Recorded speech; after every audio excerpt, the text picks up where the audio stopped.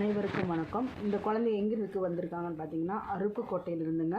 நம்ம சப்ஸ்கிரைபர் ராணிக்கான்னு சொல்லிட்டு அவங்க 2-3 தடவை நம்மக்கிட்ட உதவி கேட்டாங்க. ஆனால் அந்த உதவி வேறு ஒருத்தர் பண்ணுறேன்னு சொன்னதுனால நம்மளை அவங்க தொந்தரவு பண்ணாமல் விட்டுட்டாங்க. இந்த குழந்தைகளுக்காக ஒரு இடம் கேட்டு 1 மாதமாக சொல்லிகிட்டே இருந்தாங்க.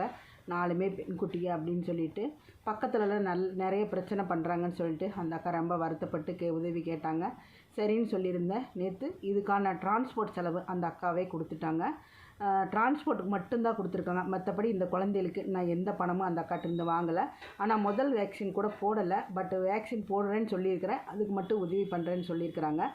ஏன் நான் இதை சொல்கிறேன் அப்படின்னா, நிறைய பேர் குட்டியில் கொண்டு வந்து கொடுத்துட்டு திருப்பி ஏதாவது ஒன்று ஆயிடுச்சு அப்படின்னா நம்ம மேலே நிறைய கம்ப்ளைண்ட் வர்றதுனால நான் இதை சேனல்லே எல்லாருக்கும் முன்னாடி சொல்லிட்டோம்னா எந்த ப்ராப்ளம் வர்றது இல்லையா.